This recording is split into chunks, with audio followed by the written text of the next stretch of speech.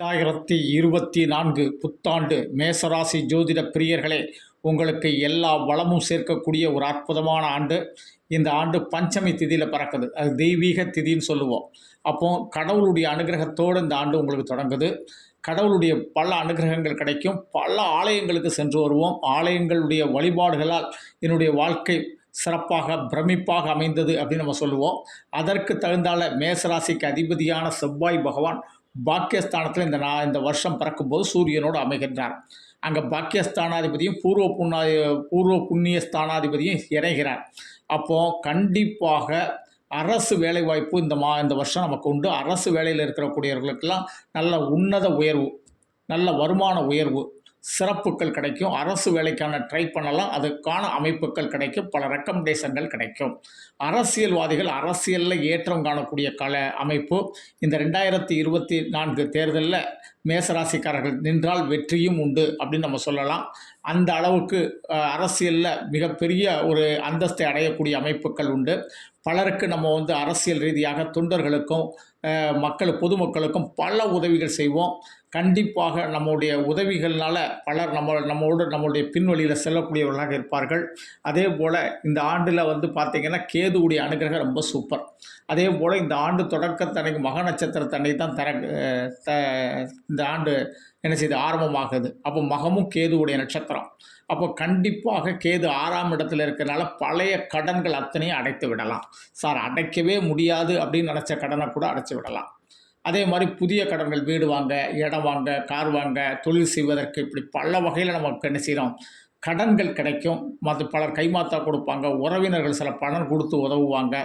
நல்ல ஒரு நமக்கு தொழிலுக்கு நல்ல ஒரு இன்வெஸ்டர்லாம் கிடைக்கக்கூடிய அமைப்புகள்லாம் உறுதியாக உண்டு.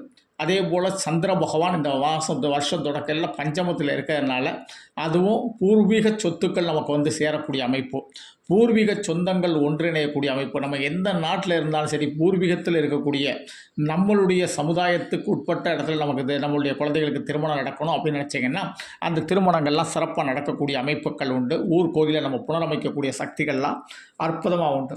இந்த வருஷம் பார்த்திங்கன்னா சுக்கிர பகவான் இந்த வருஷத்தினுடைய ஆரம்பத்தில் கண்டிப்பாக அவர் போய் உட்கார்ந்துருக்கிற இடம் 8ஆம் இடத்துல உட்கார்ந்துருக்கிறார். சுக்கிரன் 8ல் உட்காரும்போது தேவையில்லாத, அதாவது இன்றைக்கி எத்தனையோ வளர்ச்சி, இன்றைக்கி மீடியா வளர்ச்சி, தொலைக்காட்சி வளர்ச்சி, சினிமா வளர்ச்சி, இன்றைக்கி சமூக வலைதளங்கள் வளர்ச்சி, இதில் எல்லாத்துலேயும் பங்கு கொள்ளணும்னு பெரிய ஆசைகள் இருக்கும். அதில் பங்கு கொள்ளணும் அப்படின்னு சொல்லிட்டு நம்மளுடைய கேரியரை கெடுத்துடாதீங்க, சில அவமானங்கள் பற்றாதீங்க. தேவையில்லாமல் பெண்கள் ரொம்ப கவனமாக இருந்துக்கோங்க. பெண்களுக்கு ஆசைகள் அதிகமாக இருக்கும்.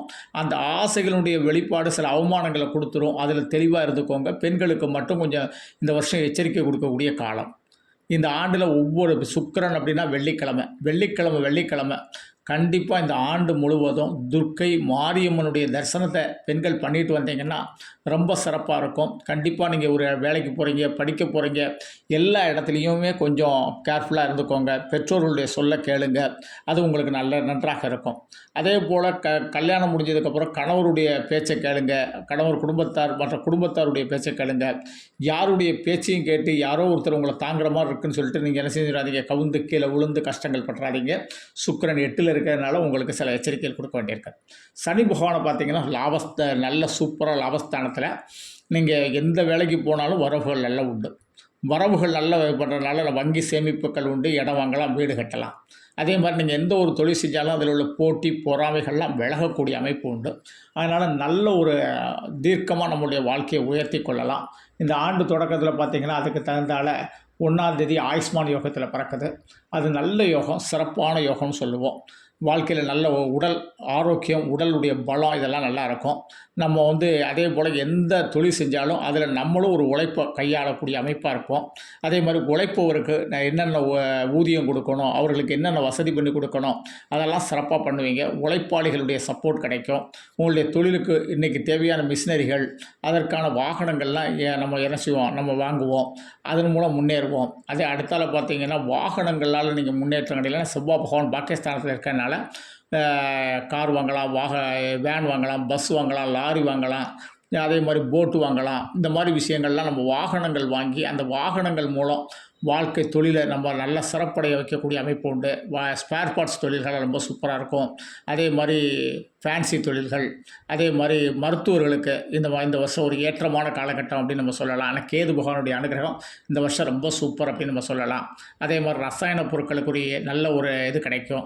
அடுத்தால விவசாயம் ரொம்ப சூப்பராக இருக்கும். விவசாயிகளுக்கு ஏற்ற மிகுந்த காலகட்டம், சரியான மழை கிடைக்கும். விளைபொருட்களுக்கு நல்ல லாபம் கிடைக்கக்கூடியதெல்லாம் இந்த ஜனவரி மாதம் அற்புதமாக உங்களுக்கு கிடைக்கும். ஜனவரி மாதத்தை பொறுத்தளவில் பல வகையில் ஏற்றம் தரக்கூடிய மாதம். சுப்பிரமணியருடைய அறுபடை ஸ்தலத்தில் ஒரு ஸ்தலத்துக்கு கண்டிப்பாக போயிட்டு வாங்க. இல்லை இந்த வருஷத்தில் அறுபடை ஸ்தலத்துக்குமே நீங்கள் ஒரு ரவுண்டு போயிட்டு வந்தீங்கன்னா உங்கள் வாழ்க்கையில் ஒரு நல்ல ஒரு முன்னேற்றத்தை எதிர்பார்க்கலாம். மேசராசிக்காரர்கள் அஸ்வினி, பரணி, கார்த்திகை 1ஆம் பாத அன்பர்களுக்கெல்லாம் புத்தாண்டு நல்வாழ்த்துக்களை தெரிவித்துக் கொள்கிறேன். நன்றி. தெய்வீக மாரிமுத்து. 98 42 52 16 69 என்னுடைய செல் நம்பர். இந்த நம்பரில் அப்பாயின்மெண்ட் வாங்கிட்டு சென்னை தூத்துக்குள்ள சந்திக்கலாம். அப்படி இல்லை செல்ஃபோனில் தான் ஜோதிடம் கேட்பேன் அப்படின்னு நினச்சிங்கன்னா இதான் என்னுடைய கூகுள் பே நம்பர். உங்களால் முடிஞ்ச அமௌண்ட் பே பண்ணிட்டு வாட்ஸ்அப்பில் date of birth, place of birth, time of birth name பதிவிடுங்க. அதற்கு பிறகு நான் ஒரு டைம் தர்றேன். அந்த டைமில் கால் பண்ணி ஜோதிடம் கேட்கலாம். நன்றி. தெய்வீக மாரிமுத்து.